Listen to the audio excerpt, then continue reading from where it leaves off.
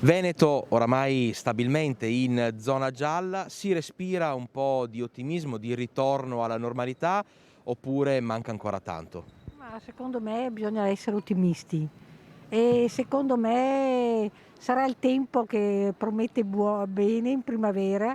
Speriamo che se fanno sti vaccini la gente allora si rilassa di più ed è più contenta, soprattutto quelli di una certa età. Probabilmente anche un modo di vivere ormai è diventato quello di stare attenti, di avere delle precauzioni. Ormai fa parte del nuovo modo di vivere da un anno a questa parte, insomma. Veneto stabilmente in zona gialla, si respira un cauto ottimismo oppure la strada da fare è ancora tanta?